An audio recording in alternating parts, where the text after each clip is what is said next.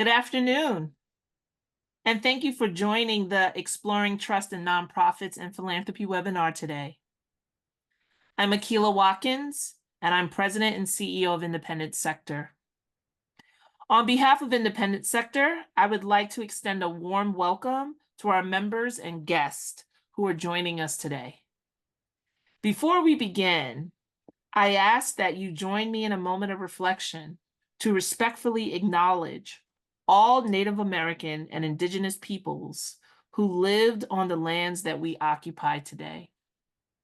Independent Sector is based in Washington, D.C., the ancestral home of the Nan-Kachtink and the Piscataway peoples, who are still in the area and are working to reclaim their land and traditional practices. We honor with gratitude the land itself and the Nacotchtank and Piscataway tribes. I also want to acknowledge that many of the buildings and places we inhabit in Washington are built with the labor of enslaved people. Thank you.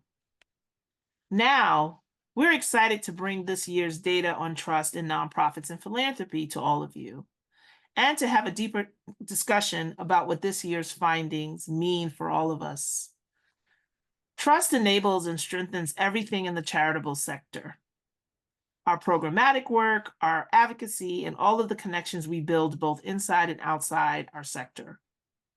Public trust in nonprofits and philanthropy is a vital indicator that people believe that our organizations are well governed and that we can successfully fill the roles we play in society. That's why we've been measuring public trust in nonprofits and philanthropy for 5 years. This year, our survey included questions about public policy advocacy and election engagement by nonprofits, as well as current issues and divisions in American society. To kick off our review of this year's findings and our discussion, I'd like to introduce our moderator for today's event, Stacy Palmer, the Chief Executive of the Chronicle of Philanthropy, who for decades has been a leader in covering trends in and around the nonprofit and philanthropic sector. Now, without further ado, Stacy, I would like to welcome you. Thanks so much. And thanks for holding this session and more importantly, for monitoring trust. After all, if nonprofits don't have the trust of the public, nothing can happen and none of the work can be done. It doesn't matter how many zillions of dollars get poured into philanthropy. It's the trust that makes the difference in the activities that everyone can do. But until Independent Sector was monitoring these things, we didn't really have a good idea of what was actually happening. So I think we're all grateful for the fact that there are numbers to talk about. So we'll do that. We have terrific panelists here, and I'm going to let them do quick introductions so that you can get to know them. Let me start with Vidya. Thanks, Stacy. And my name is Vidya Krishnamurthy. I'm the Chief Communications Officer and Senior Advisor to the President at the William and Flora Hewlett Foundation in Northern California, and I'm delighted to be here. And we'll stay on the West Coast with Jim. Hi, everyone. My name is Jim White. I'm the Executive Director of the Nonprofit Association of Oregon. We're the state association that supports charitable benefit organizations here in Oregon. And Victor. Hi, everybody. My name is Victor Tolomeo. I'm a Vice President at Edelman DXI, or Edelman Data and Intelligence. We're a communications research consultancy, and I've been privileged to be the lead researcher on this work since 2019. Terrific. So we're going to hear from Victor in a few seconds after I just mention a couple of housekeeping things to all of you. He's going to share what Independent Sector learned through this research, and then we'll have a conversation about this. The most important housekeeping thing I'm going to say is that we really want your questions. So please be sure to engage in the chat. Let us know what you'd like to know more about, and we'll take as much time as we can for that. This session is being recorded, so don't worry about having to furiously scribble notes. You will get a copy of it, and all of that will be available. So I'd love to, at this point, turn it over to Victor, who will share the slides, and then the panel will come back and we'll talk more about everything. Thanks, Stacy. Just confirming that the slides are displaying properly. Great. So as I mentioned, we've done this work for 5 waves now. We started it in late 2019. And I'm going to go through the findings from this year's research with a couple notes about how things have evolved over time, especially since we started, back in 2019, 2020. But quickly, I think just a few key findings. So first, we saw trust decline year over year, every year since we started this work in late 2019. However, this year we saw a slight bounce back. Trust in nonprofits is currently at 57%. That's a slight increase. It's back to where it was in about 2021. So it seems like we bucked the trend that we've seen for the last few years. Now, on the philanthropy side, we did not see an increase. It has remained steady at around 33%. Philanthropy has been consistently less trusted than nonprofits every year we've conducted this research, and it's been fairly steady overall at around a third trusting it, going back every year. Third, I think the good news is that with this increase in trust in nonprofits, Americans think that nonprofits are the institution that is best positioned, that they have the most confidence in to reduce the national divisions that we're facing today. They say that nonprofits are much better positioned to do this than any of the other major institutions like corporations, government, or the media. However, I think the thing to keep in mind is that even though there is this large reservoir of confidence in the sector to address these issues, the one asterisk to that is around anything that could possibly be construed as politics or related to partisanship or even public policy that might be coded as well as left or right. When it comes to things like conducting nonpartisan voter engagements, unfortunately, trust is much softer for nonprofits to do that. And we'll go into a little bit more detail about why in a few minutes. And then finally, we've had a good result this year with an increase in trust, but we can always do better. And we know there are ways that the sector can further increase trust. Primarily, it's through engagement. We have data points showing that volunteerism, so the more that the public engages with nonprofits, volunteers with nonprofits, the more they trust the sector overall. So engaging the public, bringing people together, bringing people in, and allowing trust to build in a horizontal kind of peer-to-peer way is really critical. So with that, I'm going to go through some of the detailed findings from this year. So very quickly on this slide, we have trust in nonprofits and philanthropy over time. You can see in 2020, which is the first wave of research for nonprofits, it was at 59%. It then saw a slow decline going to 2023, and then this year we've bounced back. Whereas for philanthropy on the right, it's been fairly steady, around a third trusting it. You can also note that low trust, so trust was asked on a scale from 1 to 9, where a 7, 8, or 9 was classified as high trust, a 1, 2, 3, or 4 was classified as low trust. You can see that for philanthropy, low trust is almost double what it is for nonprofits, and that's been consistent year over year as well. Now, where did the increase in trust for nonprofits come from this year? Well, when we broke it out by subsector, we saw that the biggest increase in trust by subsector was for human services. These are your charities, things like the Red Cross, the Salvation Army, food banks, organizations like that.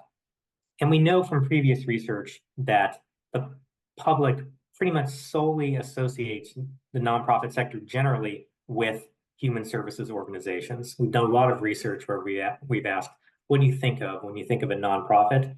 And overwhelmingly, they say a food pantry, the Salvation Army, the Red Cross, organizations that are helping people, meet their basic needs.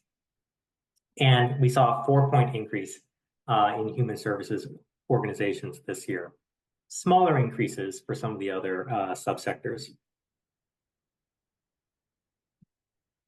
Now, on the philanthropy side, I think it's important to note that while trust overall has been stable, there have been some differences in philanthropy subsector, especially when we look back to 2020 when we first started the research. So trust in corporate philanthropy has remained fairly steady at around 33%.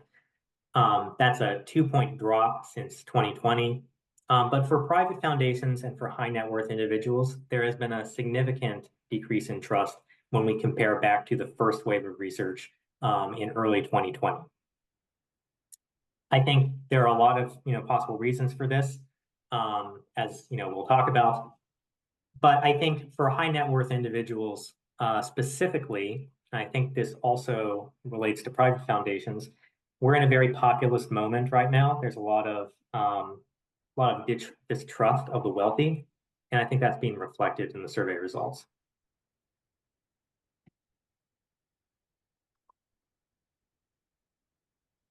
Now, this slide compares trust in nonprofits and philanthropy to other major institutions in America today.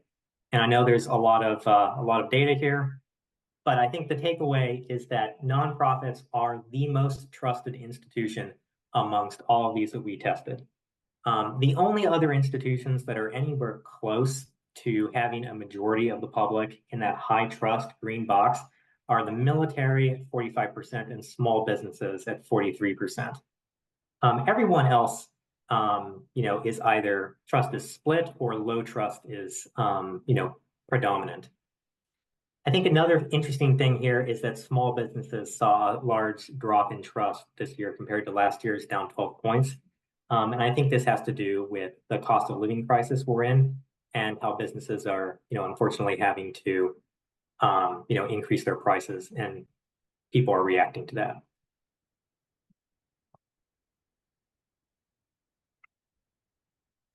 Now, I want to talk a little bit about why we think this overall increase in trust happened and what's going on. What is the context for this? Well, overall, 74% of Americans say that they're worried about the direction of the United States today. And when we ask them about their top areas of concern, overwhelmingly, it's inflation and the cost of living at 58%. Nothing else comes close to that. The next tier of concerns is in the high 30s, things like crime, the economy generally, jobs, immigration, healthcare, homelessness, and housing.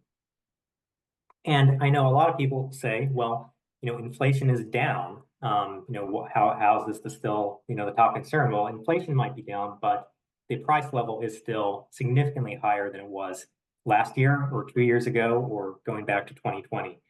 And people are really feeling the impact of that. Additionally, there's incredible worry. 94% say that they're worried about divisions and a lack of national unity today. But the good news about this is that when we asked for the major institutions in our country, nonprofits, corporations, large business, the federal government, and the news media, do they think that these institutions are making things better, making them worse, or staying the same when it comes to addressing these divisions? And 45% say that nonprofits are working to make these divisions better. 43% say they're having no impact, and just 12% say that they're making things worse, compared to pluralities saying that business, the government, and the media are making divisions worse. So nonprofits are the only institution that are perceived as actually addressing these issues, which everyone is so concerned about. Keeping the good news coming, when we ask about those pocketbook quality of life issues that we saw were top of mind for Americans 2 slides ago, we see that again, nonprofits have a huge, in some cases, very large lead in confidence on the ability to make a positive difference on these issues. On homelessness, 80% are confident in nonprofits to make a difference on this. 76% for poverty, 73% for healthcare, 71% for jobs in the economy generally. You can see that business, government are in most cases much lower than nonprofits across all of these issues. And when it comes to areas where there's a lot of polarization and a lot of division, again, nonprofits have have an advantage in terms of confidence, again, on these issues, on civil rights, race relations, climate change, protecting democracy. Nonprofits are outpacing government, media, and business across all of these. And so why is this? Why do we see this result against the background where trust in pretty much every other major institution has dropped compared to last year? Well, we did some qualitative research, some online focus groups, and with both Democrats and Republicans and a large swath of Americans, and they told us that they see nonprofits as really their last hope. The other institutions have really failed to make a difference in their view. They don't see government or business doing anything to address the cost of living issues, homelessness, other major concerns they have. They don't see anything being done. I think in contrast to nonprofits, where I think everyone knows what the local food pantry does. And I was reading a CNN article, actually this morning, that said that demand for services from food banks, food pantries, is up significantly since last year. So the demand for these services has increased. The sector is there. It is meeting these people's needs. So I think engagement is up with the sector and people are noticing it.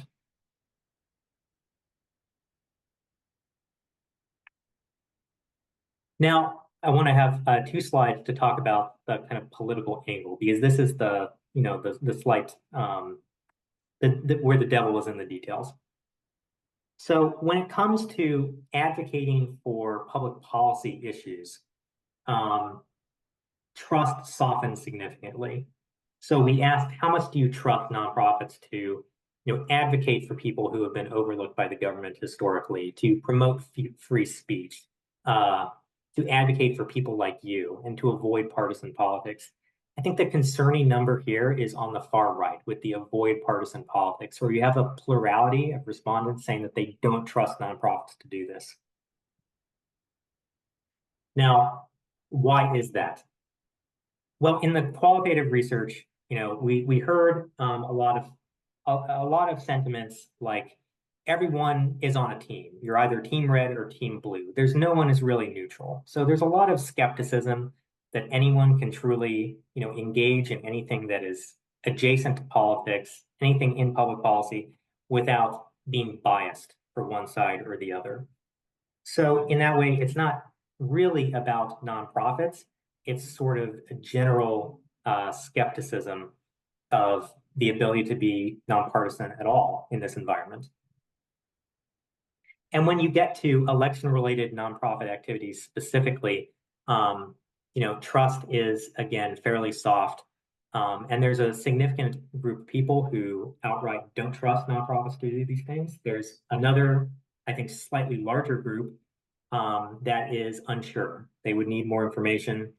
And then there's another about 30% that does affirmatively trust the sector to do these things. Things like provide people with information to help them vote, advocating for public policy issues, providing factual, unbiased information about political candidates and policy issues. The share of the public that affirmatively trusts nonprofits to do these things is around 30%. There's another 30% that is sort of on the fence. They could be persuaded one way or the other.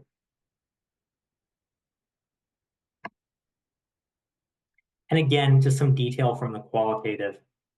I think this one quote from a Republican says, given the divisiveness of our politics, that elections are winner take all. I just don't really trust nonprofits to do voter registration. There's incentive to do everything possible for your side. This idea that everyone has a side, everyone is working for a side, even if they don't admit it.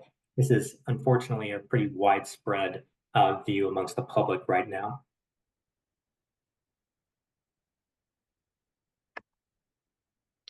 Now, how do we build trust? Well, one thing we can do is the public tells us that nonprofits that pass a course or certification for ethics in their operations or commit to a set of ethical guidelines and principles, that's a positive for them. That 60+% say that would increase their trust in a given nonprofit. They say that they're more likely to contribute to an organization that does this, and they're more likely to support it. But more than that, I think, as I mentioned at the beginning, engagement really remains key. Every year that we've done the survey, we found that the more people engage with the sector, the more they trust the sector. And it doesn't matter if they engage through a church or a charity or through a education-related organization or through an organization that works with the environment. The more they engage with any nonprofit, the more they trust the sector as a whole. But specifically with volunteering, volunteering experiences create very favorable views of the sector generally. 79% of respondents who reported volunteering recently said that their volunteering experiences made them more favorable towards nonprofit organizations generally. 88% of respondents who volunteered said that they would do it again. And 45% of respondents who volunteer say that they do it because they want to give back to their community.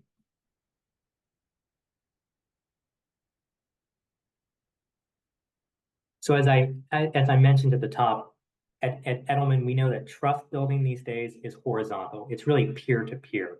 It used to be top-down, and the environment has changed. So my advice to the sector would be to have as many opportunities for the public to engage with it as possible, because not only is the sector engaging with the nonprofit, people are also engaging with each other, and that's a way to decrease divisions.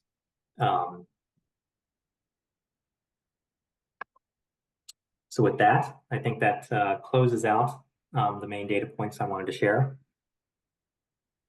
Happy to answer any questions. I apologize, I haven't looked at the Q&A. Okay, there's a question. In terms of making things better or worse, the federal government is quite vague.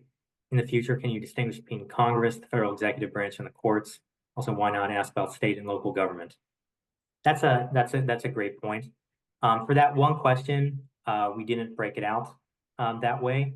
We did ask about Congress versus the executive versus state government in the general trust in institutions. We found that trust across pretty much all of those was very low.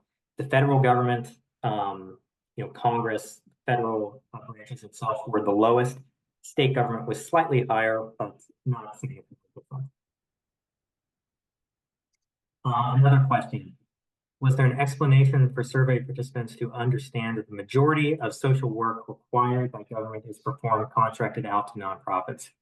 Is the separation here in data a clean cut from what is performed by government departments versus external organizations?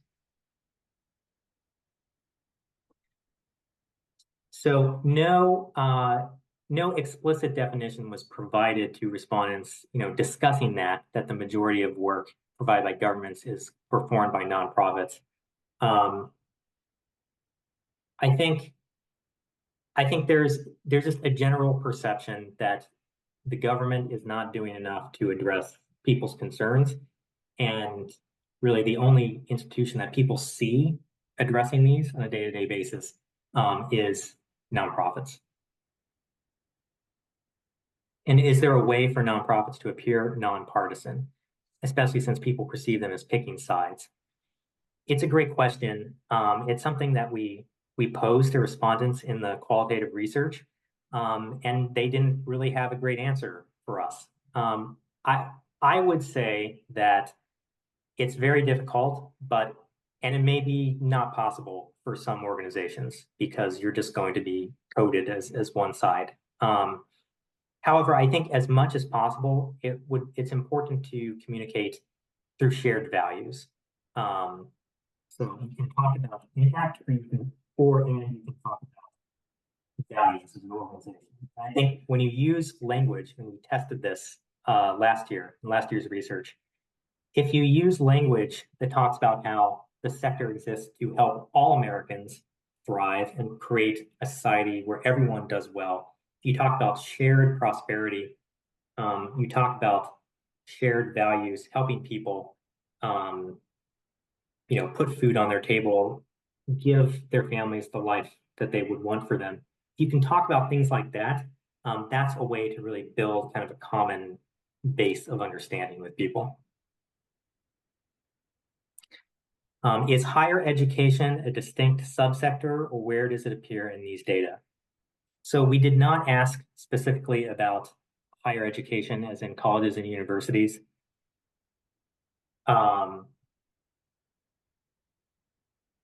Rainey's, I see a note. Would you like to jump in on that? Okay, I'll continue. We did not explicitly ask about colleges and universities in this research. I think it's definitely something we'll want to add in the future. This was actually fielded before the Columbia incidents and campus protests. If we did it again today, we would include it.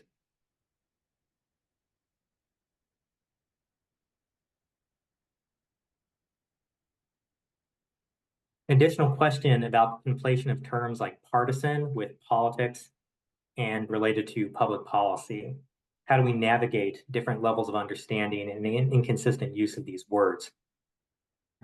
I think this is a difficult one because in the minds of most of the public, there is not a clear distinction between partisanship and policy and public policy. They don't see the difference there.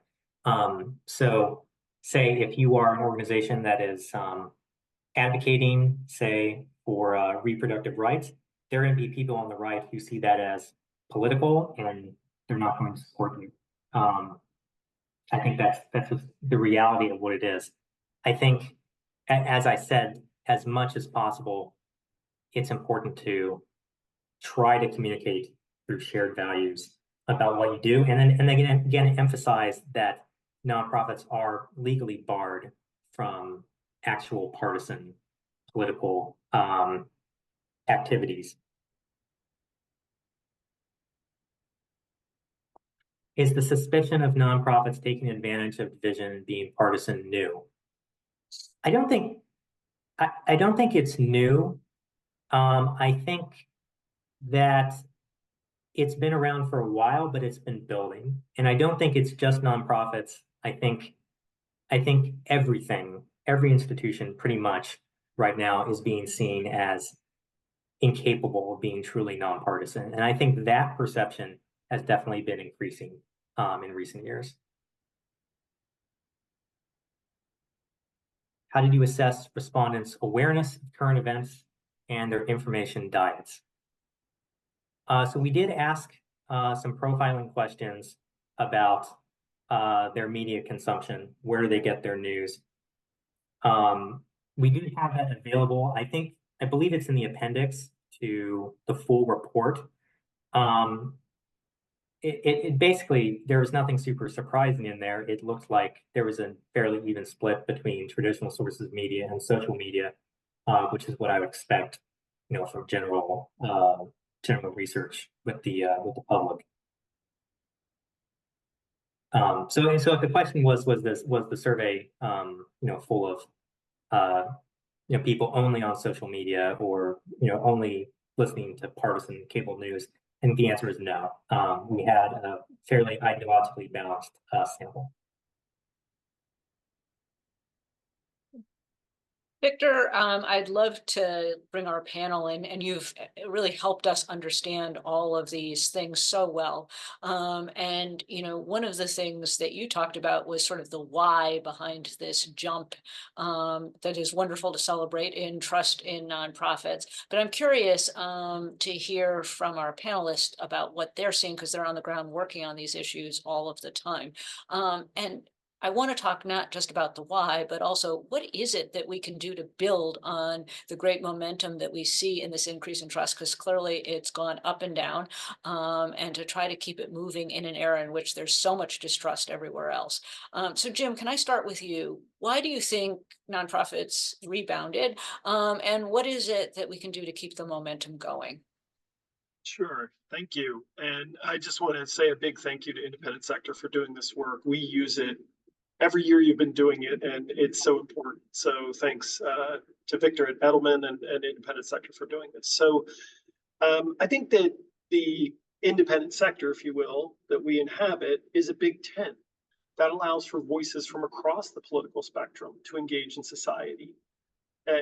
These are the issues that they care about, right? We're one of the purest forms of democracy, if you will, right? You've got private community members can identify an issue that they want to address or they want to continue to have thrive. They can take action for public good and they can improve the issue, right? And they don't have to do that for profit-making reasons, and they don't need to get government involved. I think that builds enormous trust. We are of community. We're led by and live in the communities we serve, right? So through those nonprofits, people get that sense of making some positive change themselves, right? We saw the quote there that Victor pointed out of the one gentleman who was saying, his direct work on something, by volunteering gave him enormous feeling of, being part of his community. That volunteerism piece of who we are as a sector is a huge, huge part of what I think engenders trust for our organizations and for the sector broadly. I also think some of what we're seeing has to do with what I would call comparative impact, right? In this post-pandemic world where we're seeing all the increasing prices and ongoing chronic challenges in communities, nonprofits are seen as doers, right? That engenders trust, especially as compared to the public or private sector. Our impact is more obvious and visible to community members. I think nonprofits also are more open and transparent. When we hit a problem, whether it's an implementation or something else, we're more inclined to voice it and work it out and work to fix it with community. And there may be organizations that, tend to go into their crisis communications mode. We get that. But generally, I think nonprofits, when a nonprofit has a problem in community, they work to address it openly. That's not the case that either the private or the public sector does, right? They go into their autopilot mode of, no comment statements or spin the problem or simply deny it even happened. So I think that just continues to build trust for who we are as a sector. So more of that. Vidya, ULIT works with so many nonprofits on an array of causes, and I'm curious what you see. Why do you think this increase in trust has happened? Well, first, can we just take a minute to celebrate it? Yes. Because I will tell you, I've been at Hewlett for 10 years. And before that, I was at the Pew Research Center for 10 years. So I have seen data about declining trust, widening gaps in the public, partisan animosity for decades. And it feels like such a much needed vote of confidence in the work that's already being done by the charitable community. And I think it's especially important because in the wake of the pandemic, so many people, there is not a day that I don't talk to a nonprofit leader or staffer who is talking about burnout or stress. The Chronicle has covered this ably, but most of us hear and see it. Many people, I'm sure, on this webinar have experienced it. So I think let's just take the sign of progress and the vote of confidence for what it is. And I think what it says is, and Victor spoke to this, people are feeling the benefits, right? We talk sometimes about the vibes economy. People feel the vibes of the charitable sector. They're feeling the benefits. And so at least one takeaway is to just keeping on. So keep doing the work because people are feeling it. And for anyone who's listening to this, I think that's got to feel good because most of the time we're trying to figure out what can we fix, what can we improve. All right, having said that, I would say, as Jim notes, I think that number, the finding that caught my eye when I saw this data, that 4 out of 5 people found the experience of volunteering making them feel more favorable toward nonprofits in the charitable sector, that is a really high number. It's not just the meaning, it's the magnitude. And it suggests that thoughtfully engaging people is so good for our community. And it means, I think, it's not just good for our community, but I think when you see 94% are so concerned about national divisions, that's another whopping number. You don't see 94% in polls very often. When everyone is concerned about that and they think we can do something about it, we need to step into that. And so I think it's not just good for nonprofits. I think it's good for creating a greater sense of shared civic purpose in our country for nonprofits and foundations, the whole charitable sector, to engage the public. And I don't know if we've always thought about that in quite that way. So that is something that I hope is a takeaway from the survey. Excellent. And I hope we'll come back to a little bit more on that topic as well a little bit later in this conversation. Akila, you travel the country, you're in touch with so many nonprofits. What do you see as, some of the reasons behind this and the actions that you want to see continuing? Yeah, thank you for this, conversation, and thank you to my fellow panelists. We are always excited to be doing this work in partnership with the team. So I'll say a few things. One, trust is a verb. That's what I get from the data. Trust is a verb, right? People need to be in relationship to build trust. That was one of the most profound takeaways from the research that Victor presented on today. And so nonprofits, particularly nonprofits, I really like the way we bifurcated in this research nonprofits that are embedded in communities versus sort of philanthropy, so we can really analyze and look at sort of the relational dynamic that Americans have with the civil society. And so what we see is that when nonprofits give Americans an opportunity to volunteer, right? How good people feel about that experience. Vidya, you raised that in your comments. I really appreciated that person even being a Republican on top of that, right? In a time when a lot of our political conversations are so partisan, it's beautiful to see data that transcends partisan politics. And that when Americans are able to volunteer and they're able to give back and they're able to see their effort benefiting another American, how good they feel about that experience. And I think that is something that we're holding, and why volunteerism is so important. But I also will want to just amplify, it's also important for people to be in relationship with individuals, like being in community, the fact that people can walk down to their local nonprofit and volunteer. They know the people there. They have a way to access opportunities and on-ramp to participate in civil society beyond voting. I think all of these things are important. And so I walk away feeling that trust is a verb. Akila mentioned something that's important is the difference between the way nonprofits were perceived and philanthropy and foundations. And Vidya, I don't want to put you on the spot to talk for all foundations, but you are the foundation representative on this panel. So I'm curious what you think is behind that finding, and whether it surprised you or you thought it was, sort of part of what we've been seeing all along. And again, sort of what needs to be done, if anything, to change that perception. Sure. So a couple of things. First, I think it's worth noting actually that there's an uptick in trust in private charitable foundations this year, and that's notable and that's good, because I think it's the trajectory that we want to see in people build in foundations building trust. And I think part of that is really the goodwill for the charitable sector, and that private charitable foundations are seen a little bit more in hand with nonprofits. I think what weighs down trust in other types of philanthropy is the association with corporations and wealthy individuals. So if a question is about corporate foundations or high net worth individuals who are philanthropists, which the survey asked about, I think you see different numbers. And we're at a time when people are the top concern, far and away, by double-digit figures, is people's concern about rising costs. And and inflation and the high cost of living. So when philanthropy, in news coverage is tied up in the public eye with the uber rich and their personal lives and their marriages or their companies, which they're still running, I think that the public's attitudes are a lot more complicated. So I think that makes a difference. The other thing is that foundations traditionally are just at an arm's length distance. They're not the ones on the ground delivering the benefits.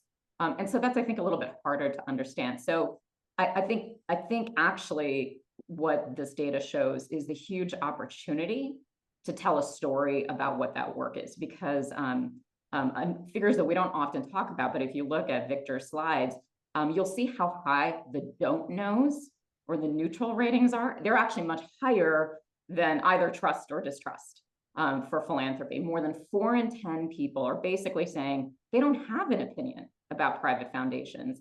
And to me, that's an opportunity. It's an invitation to tell a story about the progress being made. And it's storytelling by individual foundations and their partners who are nonprofits, but it's also an opportunity to tell a shared story about our charitable community as a whole, about the value of generosity, of working together, of feeling and finding that sense of purpose and joy in a shared set of values. It's really important. And you're right that, study after study shows that people can't even name a philanthropist. If they name one, maybe they've heard of Bill Gates, but, they're not as aware. And that's something that the press can do something about, as well as everybody else on this panel.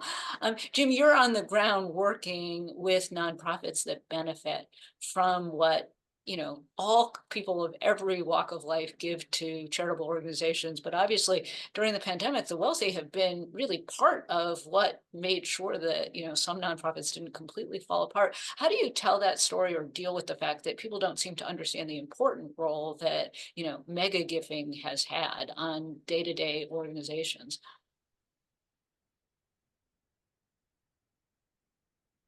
Sorry, trying to unmute myself here. It took more than I thought.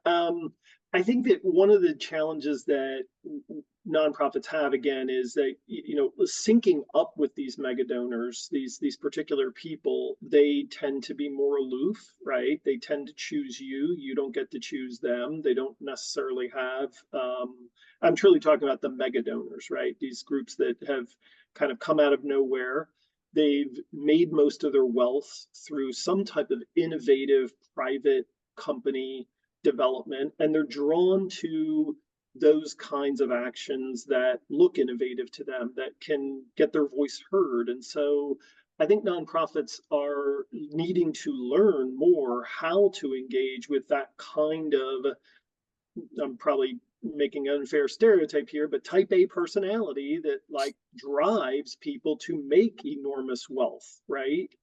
And so we need to spend more time. I think Vidya actually said it well as well for foundations. I think nonprofits also need to be thinking about how they are measuring and talking about the impact that they're making in communities, right? Engaging with them. I think there's also a danger sometimes of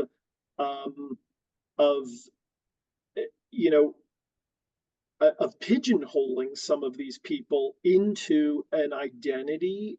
They can care about community and still be involved with political giving, right? It's hard not to notice that, George Clooney is saying what he's saying right now. So does that mean every nonprofit that George Clooney ever gave to agrees or is roped into what he is saying in his opinions, editorials right now?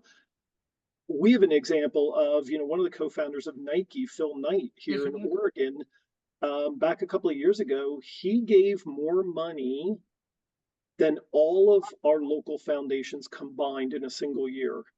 He gave $400 million. Now, he's an individual who tends to give to Republican causes from a political aspect. What he gave that $400 million for was for the 1803 Initiative and Albina Vision Trust and Self-Enhancement Inc., which are only dedicated to Black and Brown families in Oregon. And so I think there's sometimes this dichotomy with these individuals, which take a lot of understanding to really figure out what drives them, and they want to see a better community for all as well. And it's hard then for nonprofits to figure out how do they interact with these types of folks and describe their impact. Yeah, I think that's a really important point about the confusion between political giving and charitable giving. And Akila, I'm going to want to talk to you a little bit about this finding about the perception that nonprofits can't act without bias. But I want to remind the audience that we're going to go to questions right after I ask Akila this question. And I'd love to hear from more of you. We've already heard from many of you. Akila, what is it that nonprofits can do to show, obviously Victor talked about some of these things. It's illegal for nonprofits to get involved in partisan politics. But clearly in this society, it's very hard for people to distinguish things. Do you have some advice about what nonprofits can do, given that the public perception is that nonprofits do have biases? So I'll say a couple of things. This is a very interesting conversation. One, I think I thought the stat or quote we put up about how even when we are following the letter of the law as nonprofits, being bipartisan, that there are some Americans that think, but you still have a side, right? Like, what is your side? And that people can't truly be partisan, nonpartisan. And so I'm sort of holding on to that while we keep sort of beating our chest about how nonpartisan we are, in that way, how does that sort of reflect back, or how is that landing with Americans? So I think that's a question we need to hold. I also think the other interesting thing about the data is that more trust is engendered when nonprofits go through some sort of qualifying, or they have been approved by some sort of outside entity, right? That there should be somebody outside of the actual nonprofit itself, basically lending some sort of reputational capital to the organization. I think that's a very interesting concept that we may want to sit with and wrestle with. Because I think the beautiful thing about the nonprofit sector in its totality is that it does allow Americans at all levels to be able to enter civil society. And so I think in some ways holding the complexity around how formalized we want to make an industry that allows everyday Americans to participate is something we need to hold and we need to really grapple with. But I do understand the need for having to be certified, or having to go through some sort of institutional process. So I think those things are all examples of ways that we can help with some of this. I call it an interaction effect, the institutional interaction effect, that nonprofits in and of themselves enjoy high levels of social trust. But when they do interact with institutions that enjoy less social trust, they lose some of their social trust, right? And so I do think this is going to be a huge challenge, because one of the things, at least I heard in some of the quotes pulled out by Victor, is that Americans at some level do expect nonprofits to work on some of the larger systemic issues, right? So yes, you can come volunteer at a food pantry, but we do need to work on issues that help exacerbate hunger in our community. And you can't do that without working with local, state, and sometimes federal policy. So I think nonprofit leaders, we're having to sort of grapple and hold on to the complexity of what that means. And then I'll say this. We need to tell the story of the sector. We need to do some storytelling narrative work, talking about how change occurs, that nonprofits, in a lot of ways, we don't want to just hold on to our jobs forever in perpetuity. We want to be able to solve these large systemic issues. I saw that also come up in the data too. And so and how we do that is through policy and advocacy, right? So I think we have to do a better job as a sector of talking about why it's important for us to work not only on a community level, but also on a policy and advocacy level too. Yeah, and I think you're really right. Being seen as problem solvers is critical in communities, and what nonprofits have an ability to do. Some of the questions that we've gotten are focusing on the issue of how trust relates to financial support of nonprofits. And we have an op-ed on our site today by Allison Fine that talks about that very issue. And one of the things she says is stop sending relentless donation appeals to people, among other kinds of things, but she's got lots of advice. So I urge you to take a look at our site for that piece. But I'm curious whether any of the panelists want to weigh in on that issue of how trust connects with financial support, and what nonprofits should think about those things. I mean, what I'll say is that I know we've talked a lot about mega donors. They've gotten a lot of attention, and I think it's appropriate to have that conversation. And I don't want to forget that philanthropy isn't just something that belongs to wealthy individuals. That most of the money that nonprofits in this country receive from individual donations don't come from the large guys. They come from me, you, people in our family, folks that get up every single day and work. And so I just want us to be very conscious that philanthropy isn't something that happens outside of ourselves when we become billionaires, that philanthropy can happen in every walk of life, and that it is within the reach of average Americans to participate not only with their time, but also with their resources too. And so I just want us to sort of hold on to that. And as we approach sort of tax legislation season in 2025, that I think that is a principle and a value that we're holding on to at Independent Sector to make it more easy and incentivize more Americans to be able to give to nonprofits. That's a really important point you make. And I think most people may know this, but in case you don't, the tax provisions that were passed during the Trump administration are going to expire. We all expect that in 25, no matter what happens in the election, we're going to be revisiting tax policy, especially on charitable giving. So it's important to get ready for that. Jim, I think you wanted to say something about this issue. No, actually, Akila took the words right out of my mouth and did it much better around, we've got to allow for every American to be able to give to charities, not just people who itemize. So we strongly support what IS is trying to do on that issue. Thank you. Vidya, I think the next question may be especially for you. How do we connect these findings to trust-based philanthropy models? Philanthropies behave differently during COVID. How can we learn from those experiences especially? Well, I think there is a fundamental relationship between philanthropy and nonprofits that goes to the heart of why we talk about this as a charitable community writ large. And I think at Hewlett, we constantly are learning over nearly 60 years of doing effective philanthropy about what is the best way to be a good partner. And we tend to give multi-year flexible support. About 70% of our giving is actually flexible funding, and it's multi-year. And that's not new. That didn't start post-pandemic. That's been around for decades.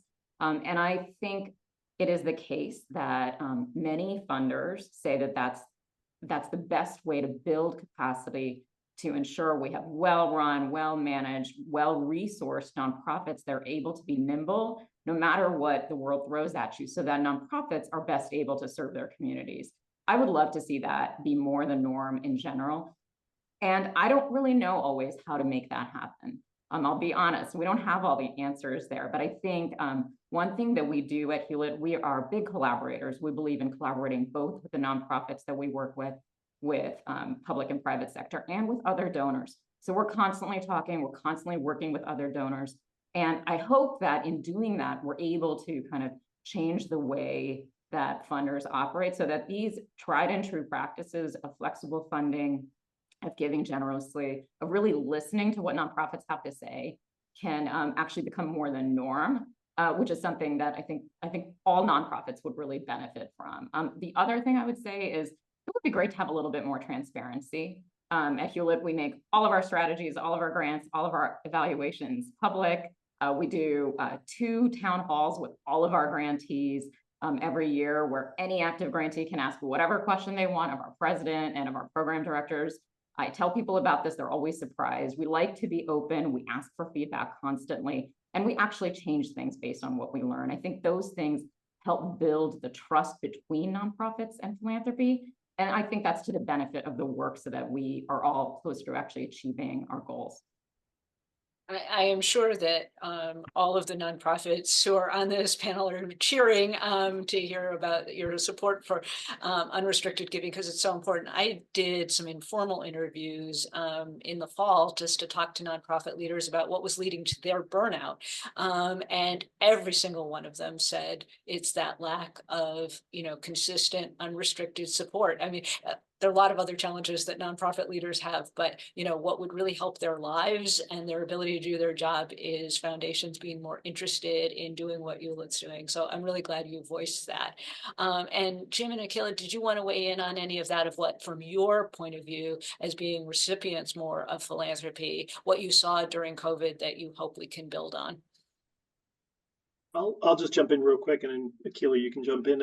I thought what was amazing was when foundations simply said, we're sending you money. We know that there are problems right now. We know that there are organizations who can't work. Let's say artistic companies, performative art organizations, because of the COVID restrictions. So they just said, we're going to just send you money to keep you afloat.